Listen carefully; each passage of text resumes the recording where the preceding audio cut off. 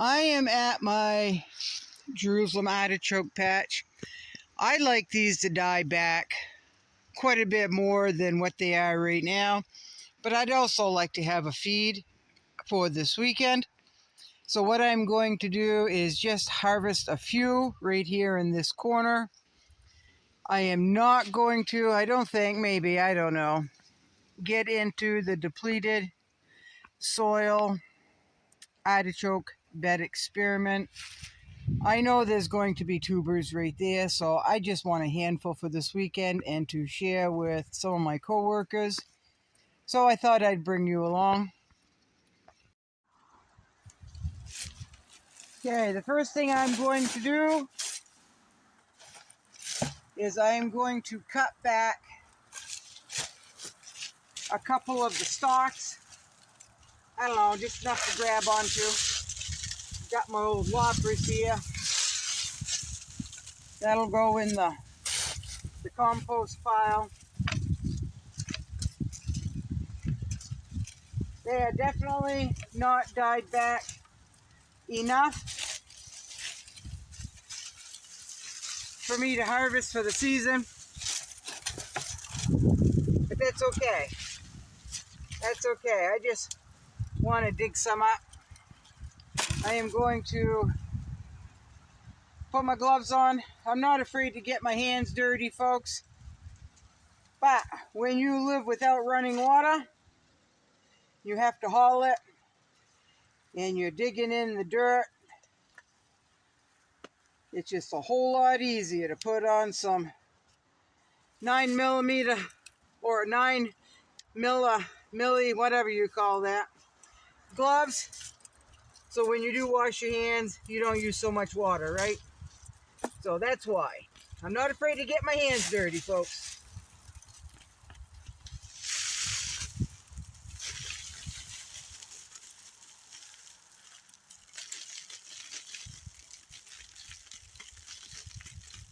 All right, so there's one artichoke. There's a small one. Here's one, not bad size. And that's just what came off the roots, the root ball. Now I'll take that and I will compost it. I didn't bring my little shovel because I'm not doing a vast amount. I just want enough for me to eat and for me to share. So I'm not going to dig down too deep. Just dig down enough.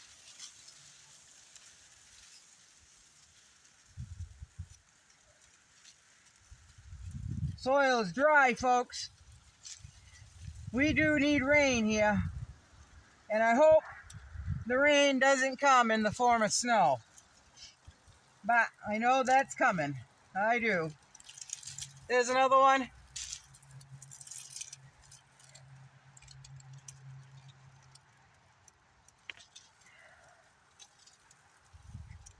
There's some more.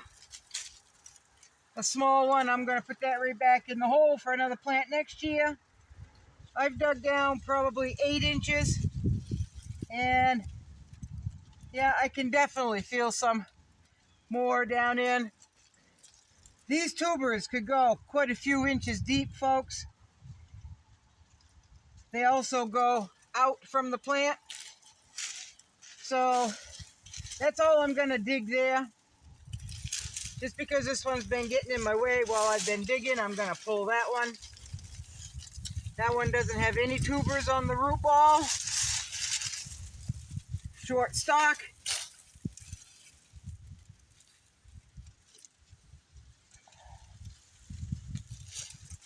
There's one. Ha, that's a rock. I thought I had a pretty good tuber there. I'll pull this one.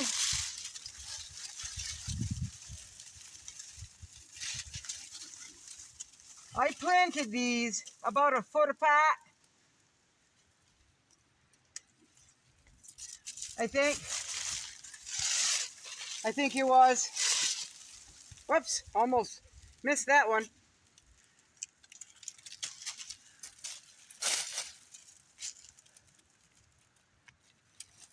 There's another one. I think I'll leave that as seed for next year. I'll just put it down in, cover it back up, just as simple as that.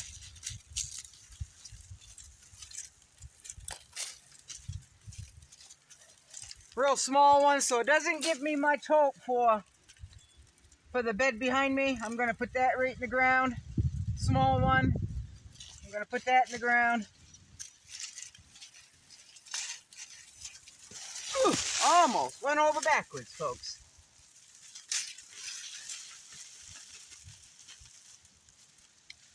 Some small ones. Those are probably good for boiling, about the right size. These are probably 4 or 5 feet long as far as the stalk goes. I'm going to put them right back in the ground. There's another tuba. Alright, so the last one I'm going to dig is this one right here. It's a pretty good stalk. It's pretty big around. And that'll give me enough to eat during my work shift. And others can try them as well, right?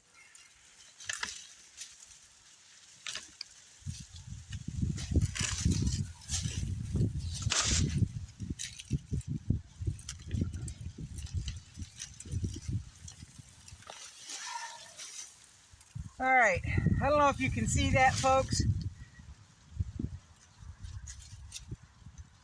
Artichoke, artichoke. And that's just what come up with the root ball, right?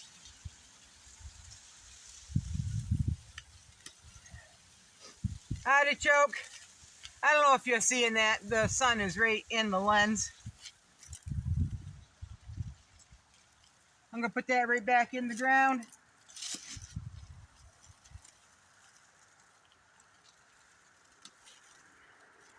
Here's another one. Pretty big size. And I'm not going to dig deep. Like I said, I'm just after a few tubers. I will shake this one out. I don't know if you're seeing that, folks.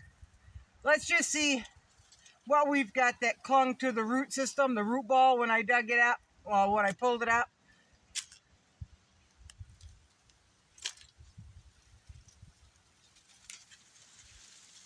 Pretty good size, not complaining. That one just broke in two. There's one that's hanging. There's another one.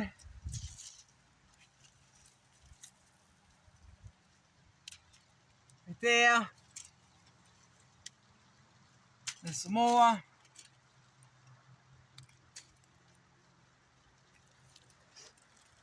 Pretty good size.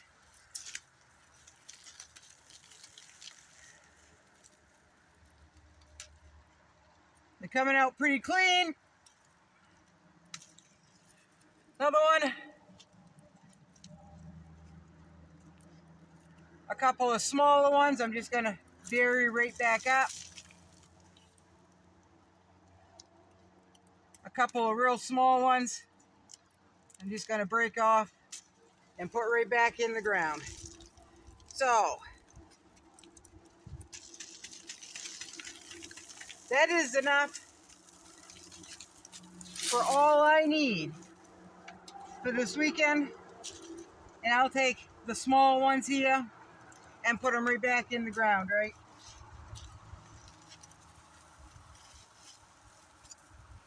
So, I know there's more that's deeper here. Usually the deeper they are, the bigger they are, but it's not always the case, folks. But oftentimes it is. So I've just dug up just about a 14-inch swath wide and probably 2 feet long. And I've got my little box here, and I'll put them in the box, and I'll show you what I got just in that short amount of time out of just a handful of plants within reach with my fingers. Okay, like I said, I haven't dug down. I know there's more in there. And this is the bed that I put compost on every year, right? So they naturally do good because it has a lot of nutrients. So right there, well, I don't know if you can see this, folks. Let me move you.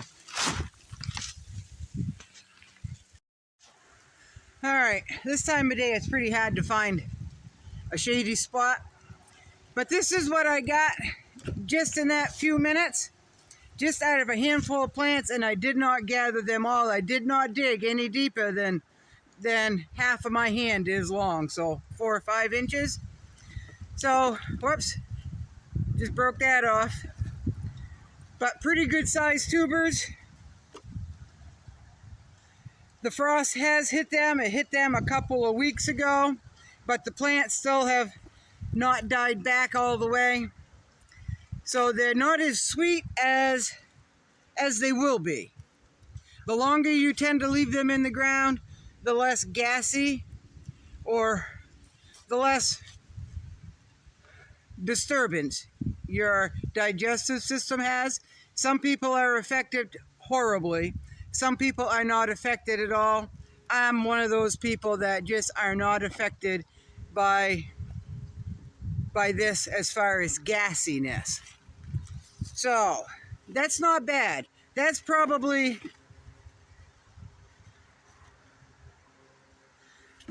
That's probably 5 pounds of tubers right there. And I've got several more plants to go in this area, and I have not even gone into the experimental bed, and I've got patches here, there, and everywhere on my property. So it adds up. It's a potato substitute. If it would behoove you who have diabetes to do some research on Jerusalem Artichokes, as well as the Yukon plant. The tuber is really good for diabetics.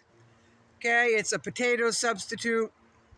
So there you go. They come out pretty clean. Of course, they've got to be brushed off, and I'll rinse them and I'll peel them. The peel to me is a little bit bitter, but it's a real thin peel, so it doesn't take anything to get these clean, to peel them off. And there's a worm.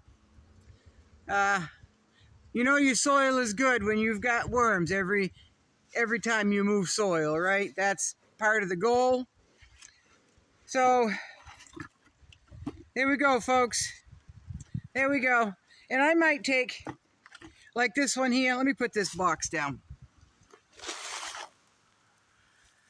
I might take this one off and this one off and put it right back in the soil. Now, folks, this right here, if you were to buy this right here, it's probably 3/4 of a pound if I had to guess. That right there would cost you probably more than you want to pay. But they're worth it. They're worth it because look at everything that I've got just out of when I planted these that I just dug up, they were this size here.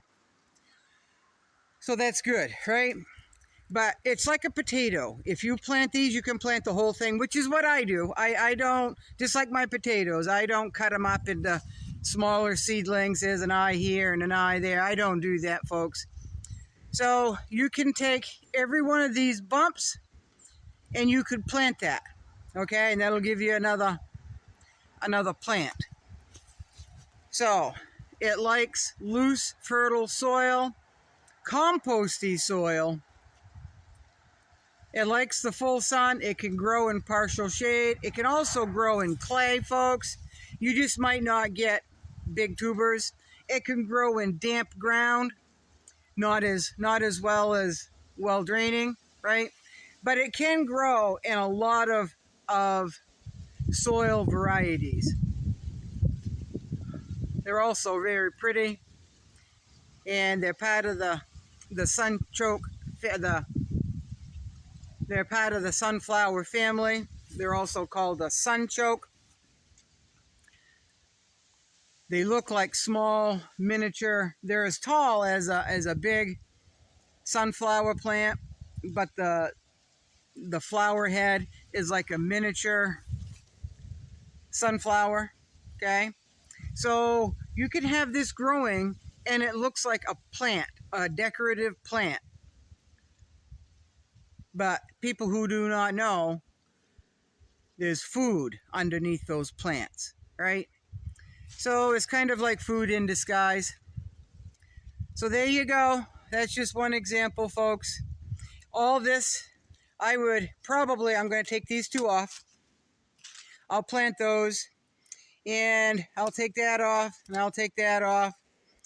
I'll cut it right here, and all of this right here is edible. Okay? The best way to do that is to peel it, is to cut these bumps off and peel each individual one. All right? Unlike the yacon, these do not oxidize, but you should keep them, once you peel them, you should keep them in a baggie with a damp paper towel to get them lasting a little bit longer until you finish eating them. But if you like these as much as I do, and a few of you who grow them, you wash this, you peel it, and they usually don't last very long, right, in the refrigerator, because they're just so good to eat, folks. All right, you all be good. I will do a full comparison probably sometime next week if it doesn't rain, and I'll compare the depleted soil with the soil that I keep amended for my artichokes. Thanks for joining me, folks. Bye-bye.